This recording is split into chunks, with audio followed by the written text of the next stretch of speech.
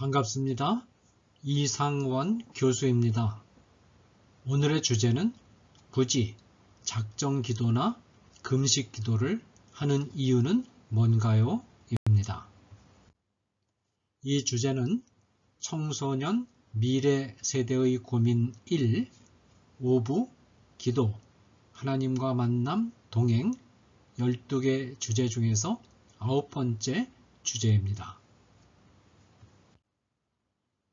이런 질문이 제시되었습니다. 기도 중에 금식 기도나 작정 기도 같은 게 있잖아요.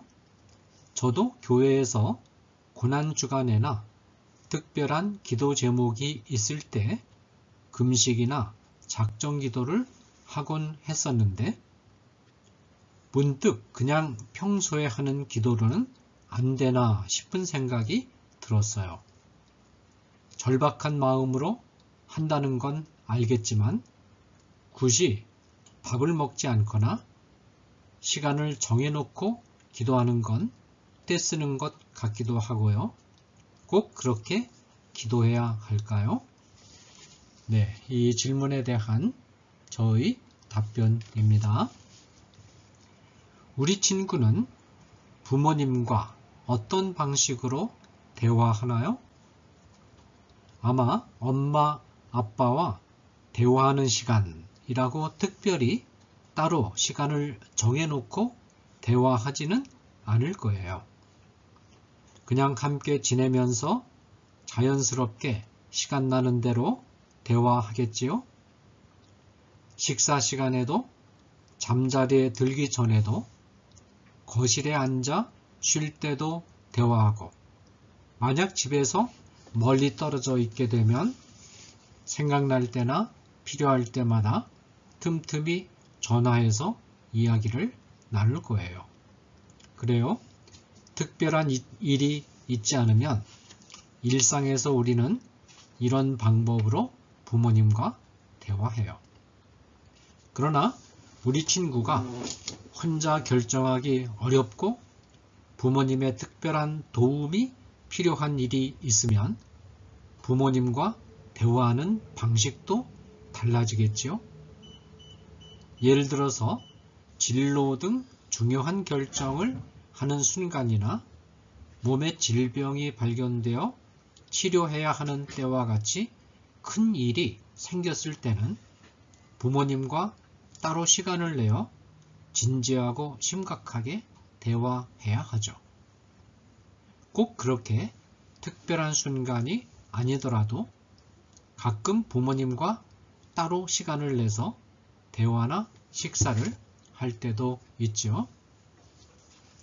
사실 요즘 모든 부모님과 자녀가 위의 경우처럼 자연스러운 대화를 나누며 사는 것 같지는 않아요. 대체로 우리는 네 경우를 생각해 볼 수 있어요. 첫째는 평소에나 특별한 경우에나 아예 대화하지 않는 경우. 둘째는 특별한 일이 있을 때만 대화하고 평소에는 대화하지 않는 경우. 셋째는 평소에 늘 일상적으로 대화하면서 특별한 대화 시간을 전혀 갖지 않는 경우. 넷째는 평소에 부모님과 일상적으로 자연스럽게 대화하면서도 특별한 대화의 시간을 갖는 경우예요.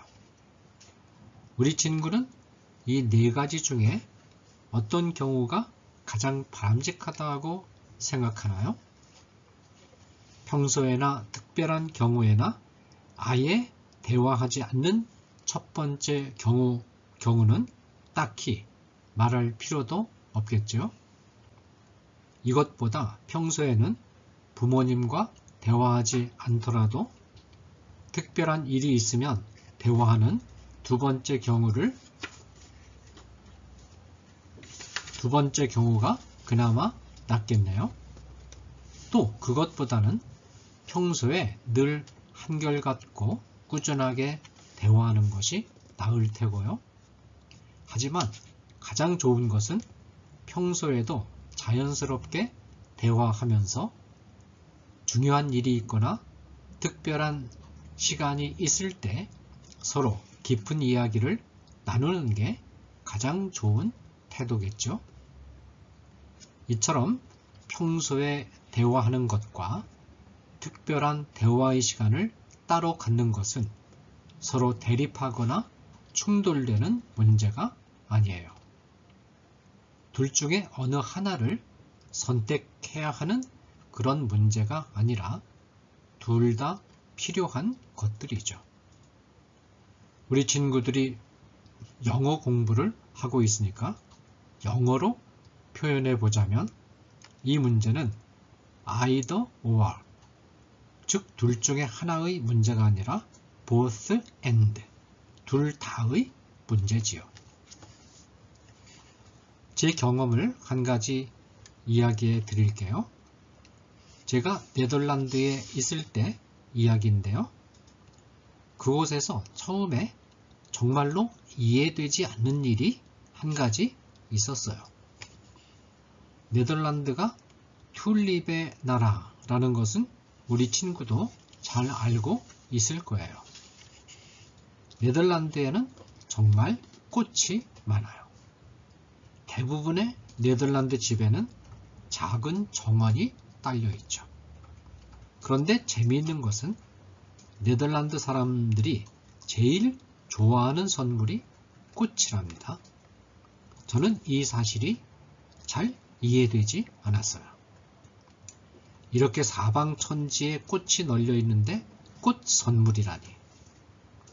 그런데 제가 네덜란드에서 몇 년 살면서 꽃을 키워보니 생각이 달라졌어요. 그들이 왜 꽃을 사랑하는지 알겠더라고요. 결국엔 저도 꽃 선물 받는 것을 제일 좋아하게 되었죠.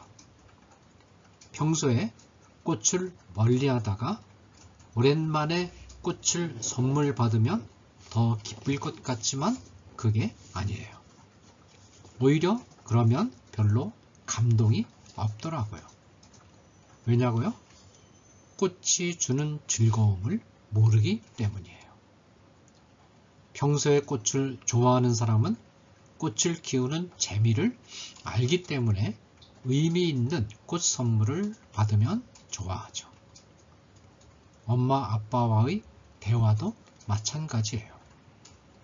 엄마 아빠는 평소에도 늘 대화하지만 특별한 경우에 시간을 내서 대화하는 것을 너무너무 바라고 좋아하시죠. 이 원리를 우리의 아버지인 하나님과 나와의 관계에도 적용할 수 있어요. 기도한다는 것은 간단히 말해서 하나님과의 대화예요. 우린 왜 기도를 통해 하나님과 대화해야 할까요? 그 이유는 기도는 영혼의 호흡이기 때문이에요. 생명의 근원이신 하나님과 대화하고 교제할 때 우리의 영혼은 하나님으로부터 영적인 생명을 공급받을 뿐만 아니라 일상생활에서 기준으로 삼아야 할 하나님의 뜻을 안내받을 수 있죠. 즉 우리는 기도를 통해 하나님과 대화해야만 영적인 호흡을 계속할 수 있답니다. 그래서 우리 그리스도인들은 항상 기도해야 하는 것이죠. 항상 기도한다는 이 말 안에는 우리의 마음이 늘 하나님을 향하고 있어야 한다는 뜻이 포함되어 있어요.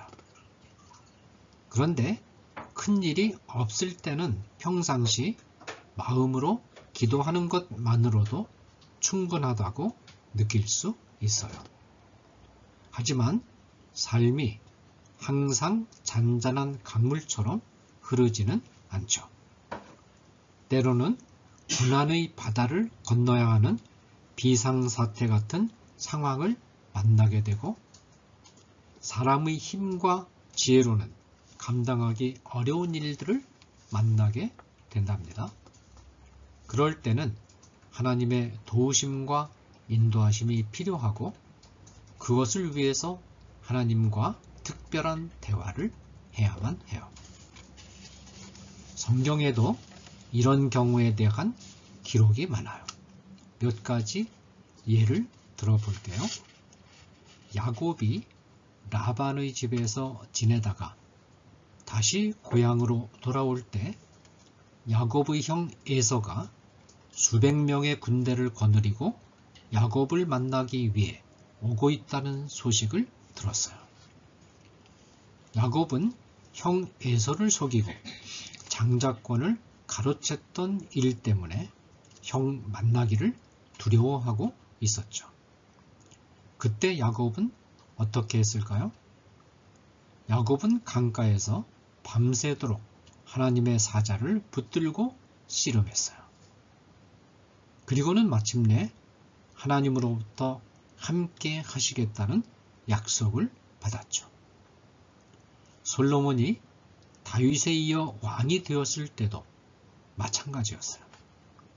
솔로몬은 이 큰 일을 어떻게 감당해야 할지 막막했어요.